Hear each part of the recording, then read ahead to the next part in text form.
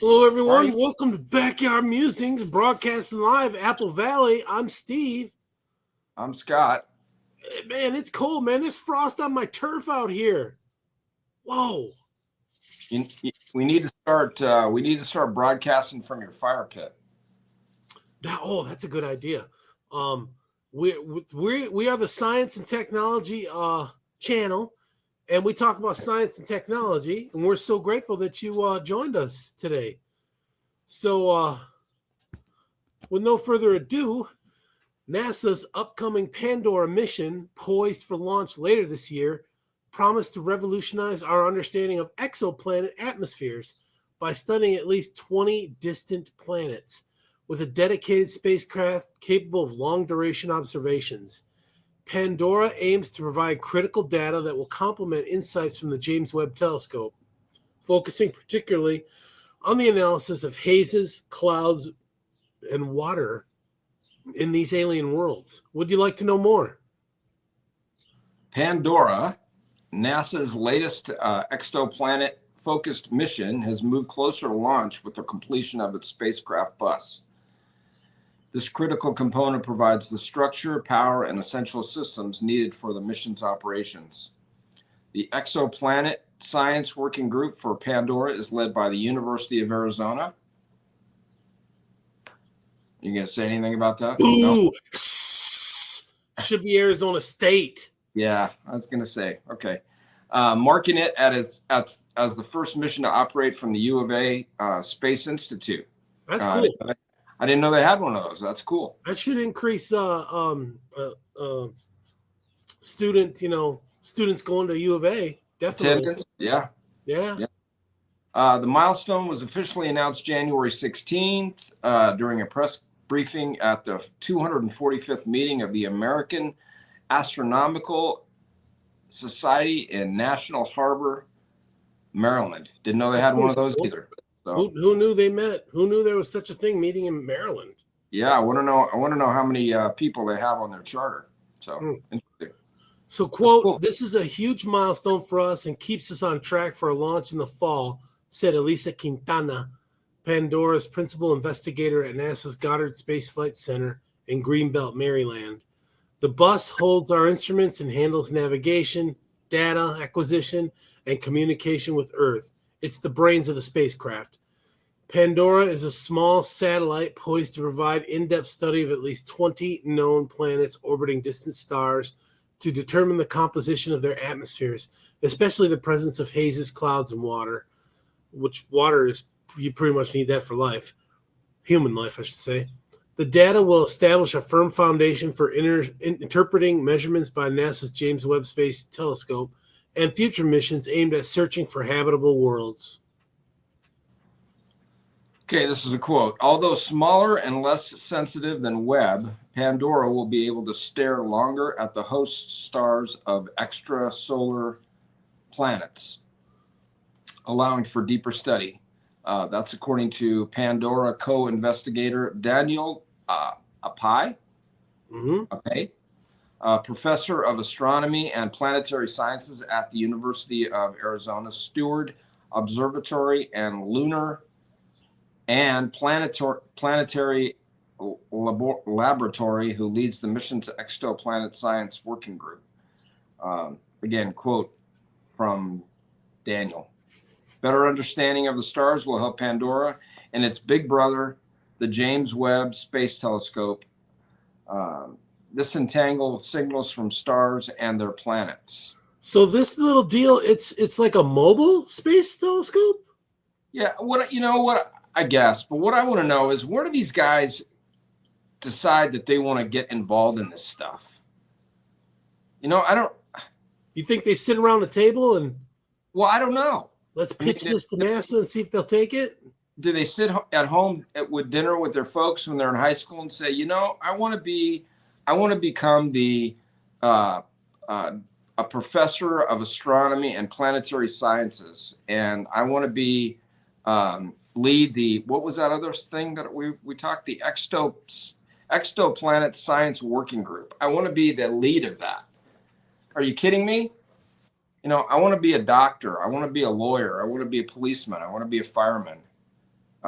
Be the best at what you love, you know? I guess, but I yeah, think I these, honestly think they watch our science and technology segments and they aspire.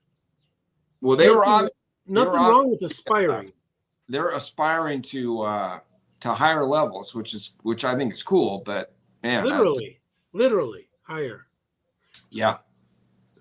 All Okay. right, back on topic. Okay, astronomers can sample an exoplanet's atmosphere when it passes in front of its star, as seen from Earth's perspective, during an event known as a transit. Remember, I keep bragging about how I saw Mercury transit in front of the sun back in 2004.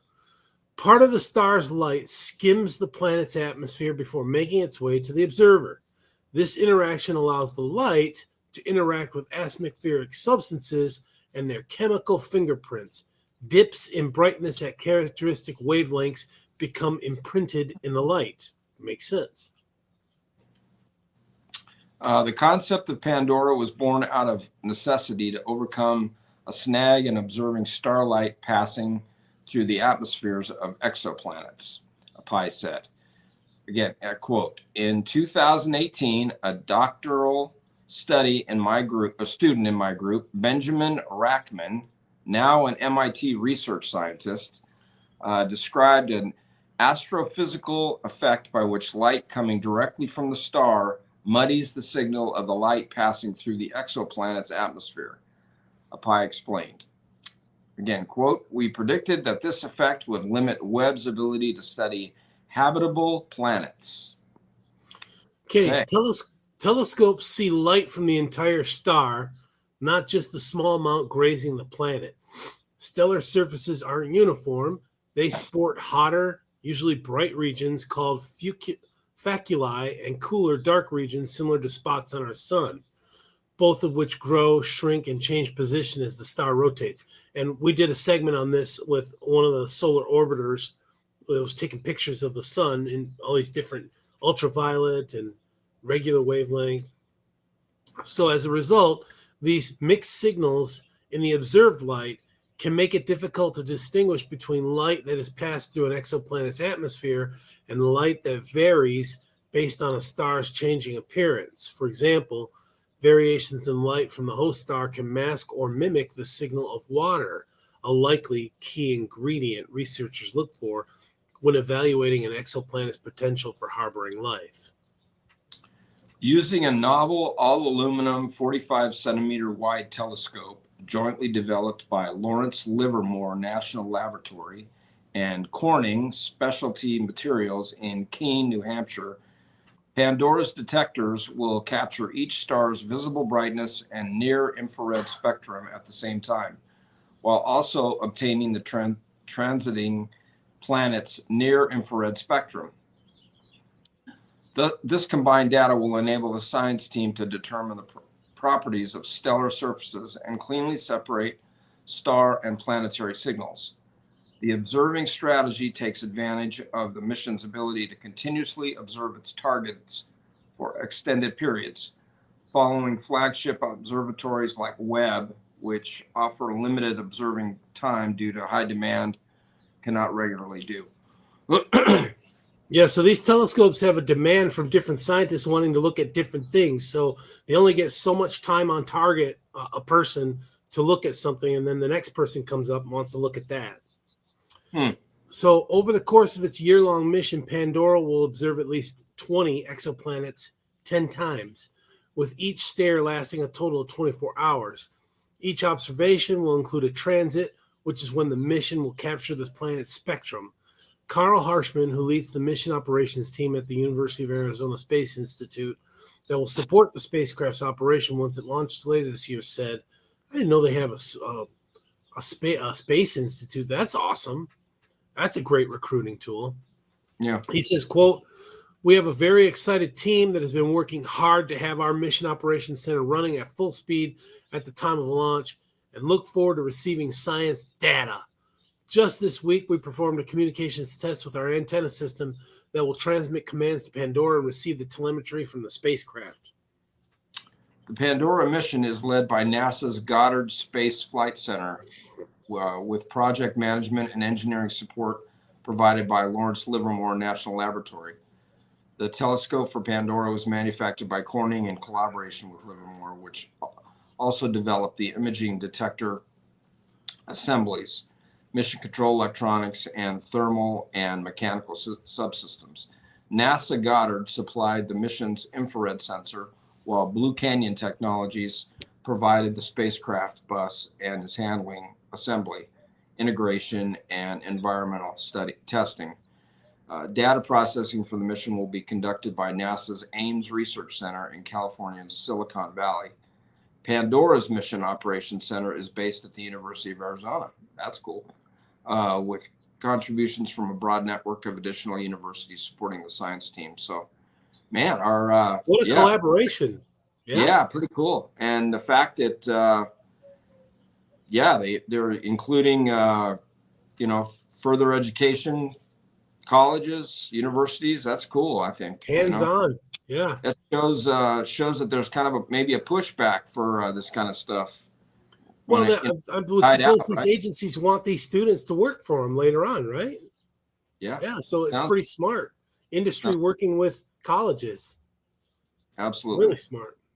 Yeah. All right, good. Look forward to hearing about this Pandora launch. Yeah. Thanks for joining us, and we hope you have a very enjoyable Sabbath tomorrow. Thank you. We'll see you on Monday. Take care, everyone.